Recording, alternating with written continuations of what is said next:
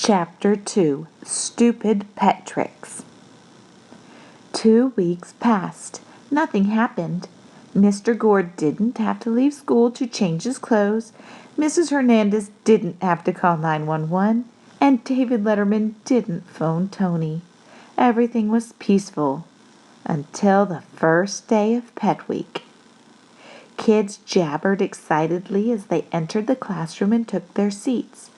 The following message was printed neatly on the chalkboard. Dear kids, please remember that this is Pet Week. Let's learn something and have fun with our animals. Your friend Tom Gore, a.k.a. Mr. G, and to a foolish few, Mr. Gorilla. Dean Smith had a snake wrapped around his neck. Dean was the meanest kid in class. Everybody called him Mean Dean the Bully Machine because he was a 5th grade thug. Anna had a tiny black kitten climbing on her head. Casey O'Neill had an empty birdcage on her desk. She was very forgetful.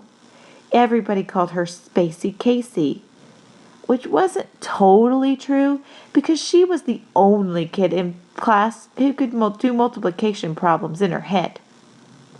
And Tony had a fuzzy white Pekingese with a flat face sitting on his lap. His dog looked like it ran into a brick wall at 60 miles an hour. Quiet, class, Mr. Gore said, clapping his hands. Welcome to Pet Week. Mr. G, someone yelled. Mino Dino's face looks like a swollen blueberry. I think his head's going to pop. Mr. Gore walked over to Dean and took a closer look. Yes, I think you're right. He grabbed the snake and slowly unwound it from Dean's neck. It's about time, Mr. Gorilla, said Dean, gasping for air. What took you so long? Mr. Gore said nothing, rolled his eyes, and then wrapped the snake back around Dean's neck. The class cheered. As I was saying, continued Mr. Gore, this week is special. Each of you will share your pet with the class. Today, Anna, Tony, and Casey will share their pets with us, and Dean might if his head doesn't explode. Mr. Gore walked over to a large aquarium that was next to his desk. It was nearly as big as a bathtub. It had no fish in it, but was full of water. And I have a special surprise, he said, tapping the side of the aquarium. Later today, we'll get our own class pets. Anna's mom is bringing us 10 goldfish. The class cheered again. Let's get started. Tony, why don't you go first? Tony carried his white puffball to the front of the room. This is Meatball, said Tony. He's going to make me famous. How? Asked Mike Elway, who had his finger up his nose. Everybody called him Gold Digger because he was a world-class nose picker. Stupid pet tricks, said Tony. What? Mike continued to dig for gold. You know, like on the Late Show with David Letterman. Sometimes people bring their pets on a show to do stupid pet tricks. So, said Mike. So, said Tony, someday Meatball and I will be on the show. Yeah, right.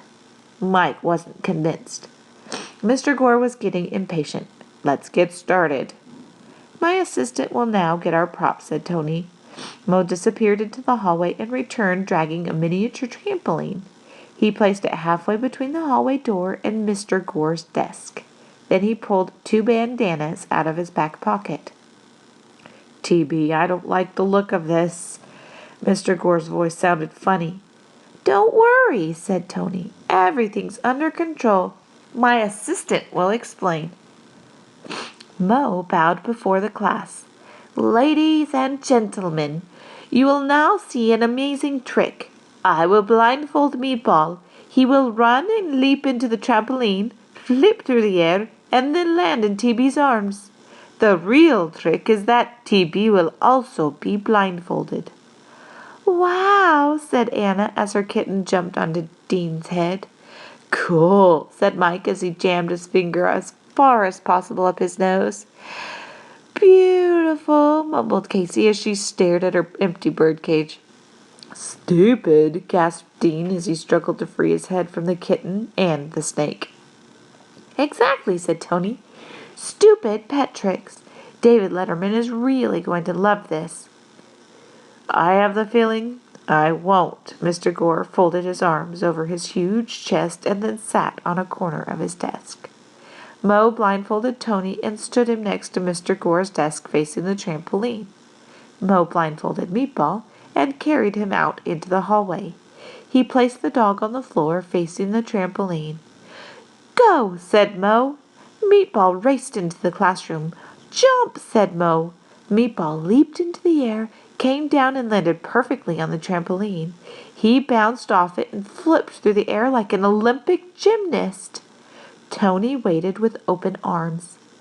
Meatball missed Tony's open arms and sailed into the aquarium like a miniature cannonball. Whoosh! Unfortunately, Mr. Gore, his desk, and all the floor took a direct hit. Nothing was spared. Not again, Tony! Mr. Gore yelled as he hopped off his desk. His feet shot out from under him and he landed with a thud on the floor. Landed with a thud on the wet floor. Nobody made a sound. Not one kid, not 10 kids, not any kids. The class just stared at Mr. G. Then Anna broke the spell and ran up to the front of the room. Fantabulous, TB, she said. Thanks. Tony couldn't see her, but he could smell her. She smelled sort of sweet, like baby shampoo. He loved the smell of baby shampoo. His heart beat like a drum, and his face turned red. I'm going to get a job at McDonald's, Mr. Gore grunted, flopping himself up on one elbow. Flipping burgers has gotta be safer. An explosion of voices engulfed the classroom. Will we get free fries? How about milkshakes? I want 1,000,000 cheeseburgers. I want to meet Ronald McDonald. I want to marry Ronald McDonald. Then the Terminator walked into the room. All mouths immediately closed. All heads immediately turned towards Mrs. Hernandez, even Meatballs. I'm dead now, thought Tony as he pulled off his bandana. What is going on in here? Mrs. Hernandez asked. Where's Mr. Gore? I'm down here. It only took Mrs. Hernandez 10 seconds to figure out what was going on. Mr. Gore had to go home and change clothes. Mrs. Hernandez's secretary had to watch Mr. Gore's class. Tony and Mo had to go to the principal's office. That night at the dinner table, Tony's mother asked, Tony, why can't you watch cartoons like a normal kid? I don't know, Mom. Tony slurped a spaghetti noodle into his mouth. The tomato sauce splattered all over his chin. He's not normal. That's why, said Maria. Speaking of not normal, said Tony, it looks like somebody performed a nuclear test on your hair. Maria had just made a fashionable change in hair color, from sun-bleached blonde to pukey reddish orange. That's enough, both of you. Tony's father took a bite of garlic toast. Butter dripped on his Kansas City Chiefs t-shirt.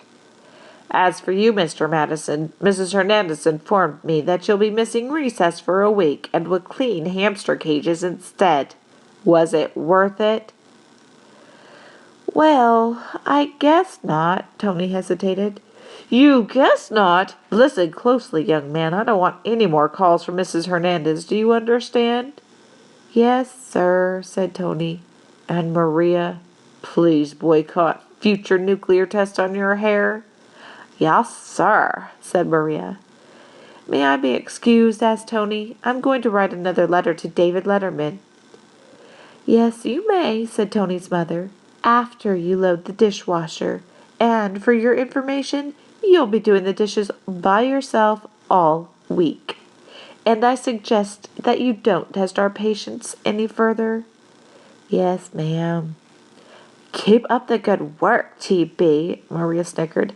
"Maybe I'll never have to do the dishes again." Tony stuck his tongue out at Maria. "Mom, will you mail my letter first thing tomorrow?" "You write it. I'll mail it." "Thanks." September 20th. Dear Mr. Letterman, did you get my first letter? I hope so. My dog Meatball and I are dying to be on your show. We are ready for stupid pet tricks. Here's another top 10 list you might want to use sometime. The top 10 signs your teacher is having a bad day. Number 10. During break time, he drinks out of a coffee mug and forgets that it's full of tempera paint and then says, best coffee I ever had. Number 9. During PE, he sends the class to Toys R Us. Number 8. During math, he insists that 8 plus 9 equals 89. Number 7. During social studies, he insists that Disney World is the capital of the United States. Number 6.